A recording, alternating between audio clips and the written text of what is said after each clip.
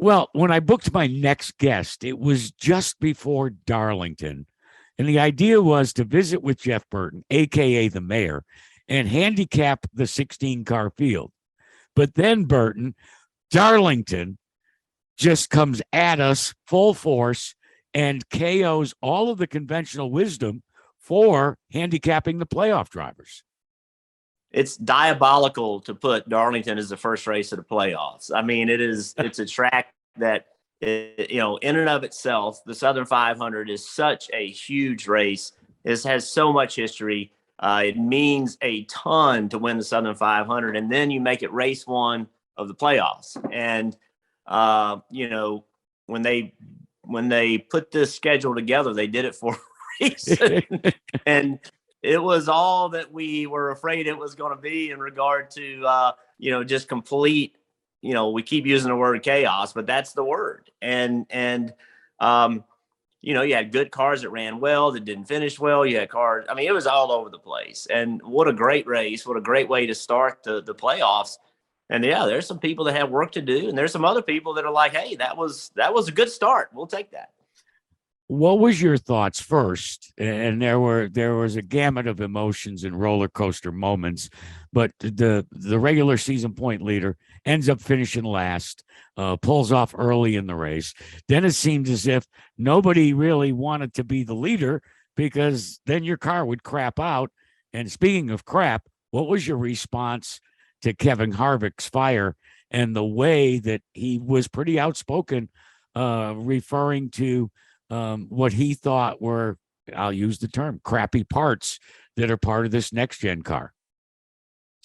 Well, listen, I mean, obviously Kevin has every reason and right to be upset. I mean, they were having a good night, not a great night, but a good night, a steady night.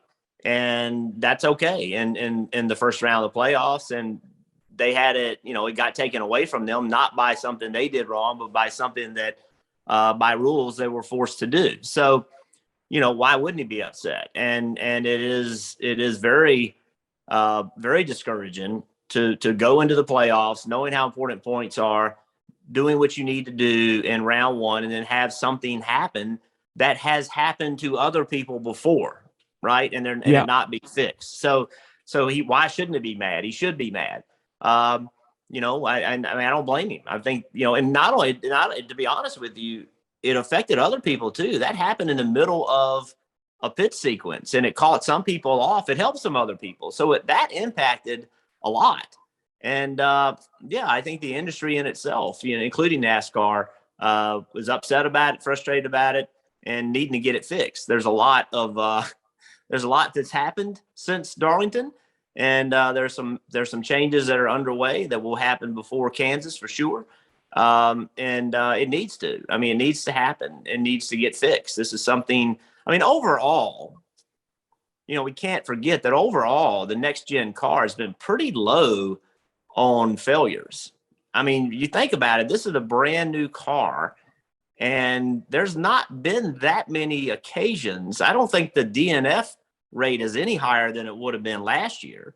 I don't see where we've had, major issues, but the issues that we have are real and they've got to get fixed. And it requires immediate attention and immediate changes to get those so they don't happen again. We knew there would be things, right? We didn't know what they would be, but only common sense can tell you that when you change as many things as got changed, something was going to happen.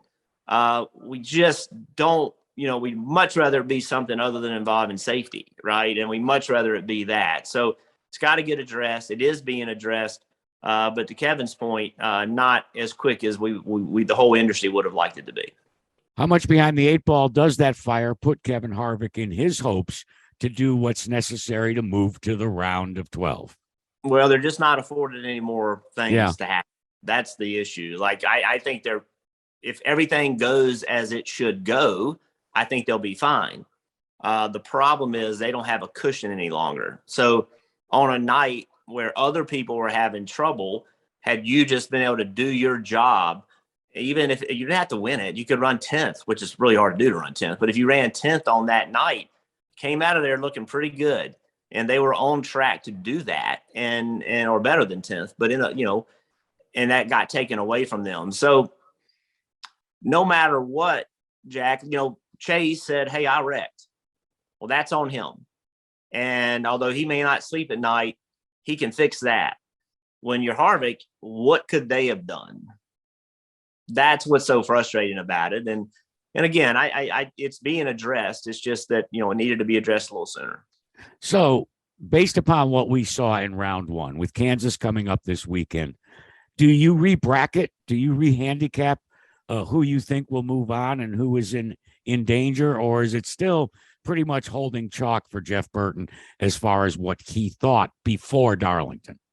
Well, when I made my picks, I knew that I was probably wrong, because this year has been like no other year. All I could do, any of us can do, is look and say, okay, these are the teams that I think are running the best. And these are the teams that I think I can trust, and drivers I think I can trust in these moments.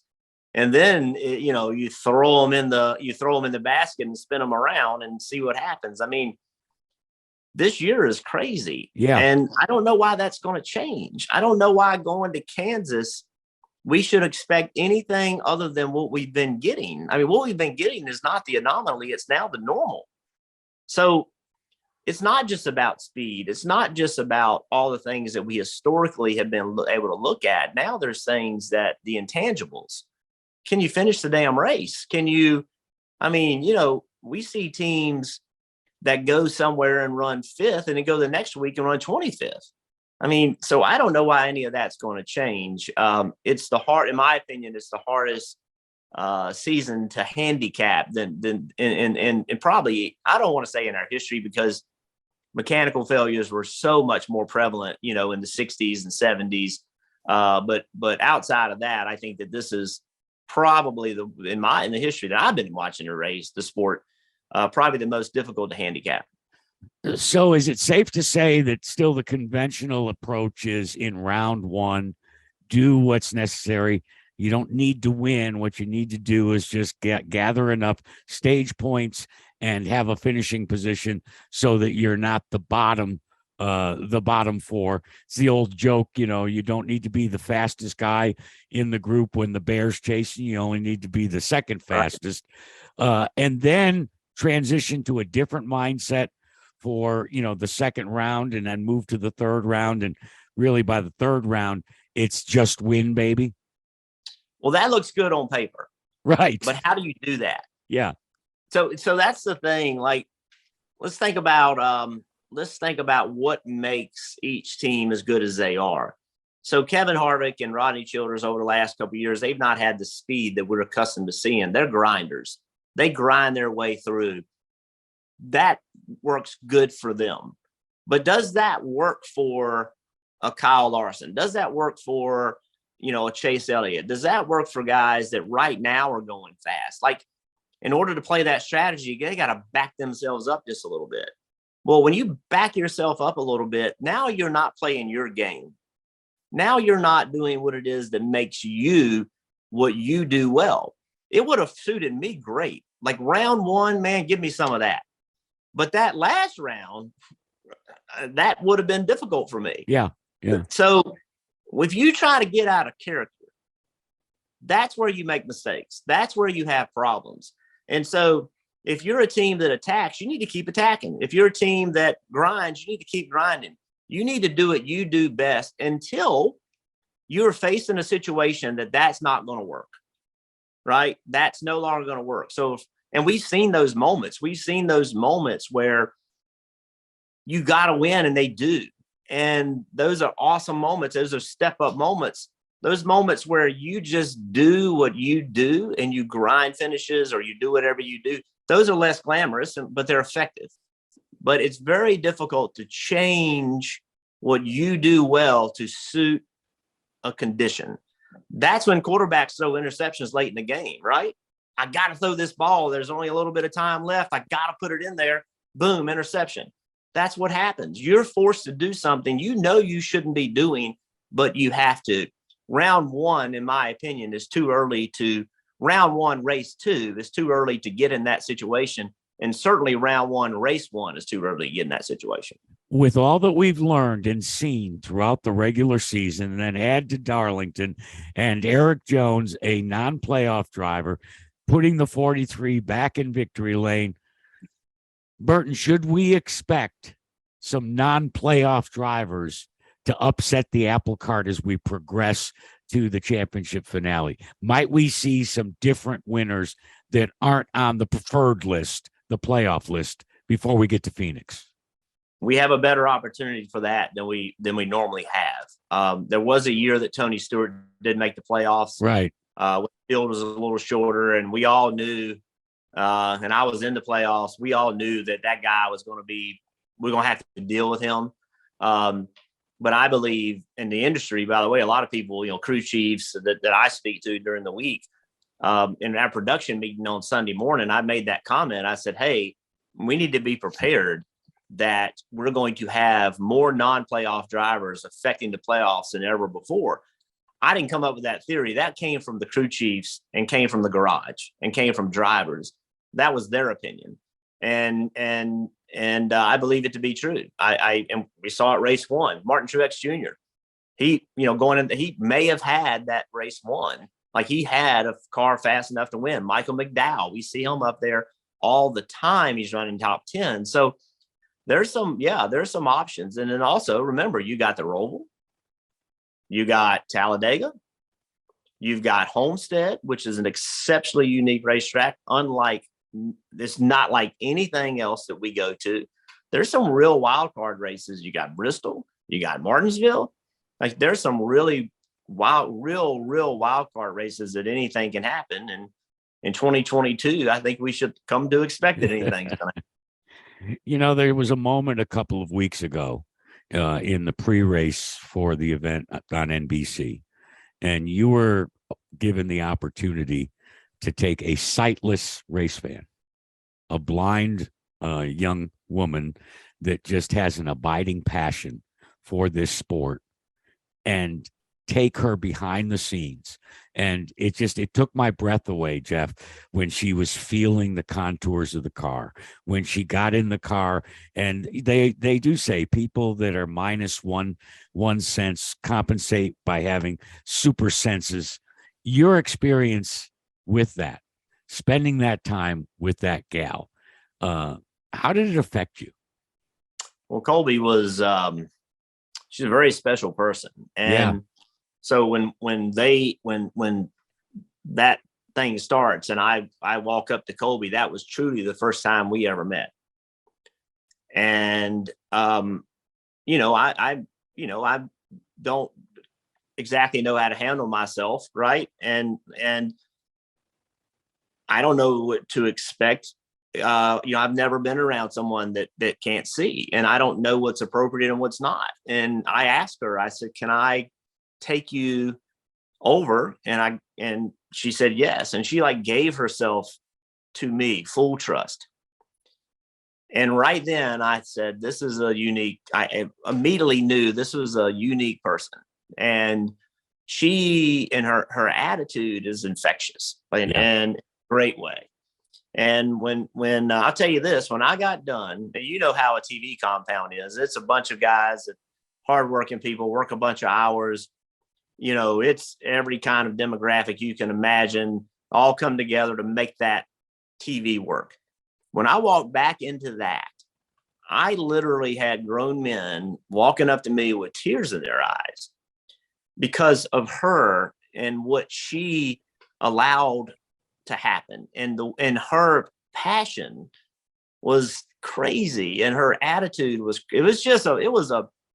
and I don't even, I can't put my finger on it. Like, what was it that was so special? And it damn sure didn't have anything to do with me. It was her. And everyone she spoke to, everyone she touched, everyone that she had a conversation with left her with this incredible feeling of, it's amazing. And I think that came through, like on the piece that we did, it came through. And she's just a special person. And it was an awesome experience. It was, Jack, I've been lucky. I've done a lot of cool things in my life, and that's one of them. That is certainly one of them. And I'm glad I got the opportunity to do it. That's why you're the mayor. You represented us. You gave us a golden moment. And Well, she did it. I Yeah. appreciate that, but she did it. She's Well, you were the one ambassador. You were the Well, ambassador. I was the conduit, but she Yeah, was there you go. Yeah, she was a star for sure. And it helped us to better understand, I think, what passion Hey, you know is all You know about. what, yeah, you know what she said to me, and you'll appreciate this because of what you've done for the sport and how you've communicated to fans for a long time. Is she said to me, I can't remember if we aired this or not. I can't remember if it was a private conversation after we did the ride. I just don't remember. But she said, I had some advice. And I said, what's that? She said, every now and then you guys need to use a different word.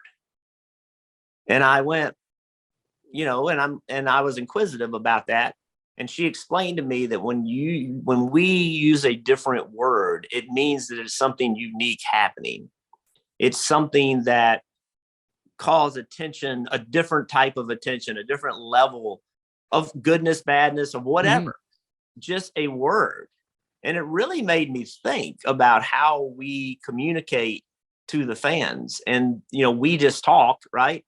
But trying to insert a different word to express something coming from her meant something. My mom told me that when I was 5.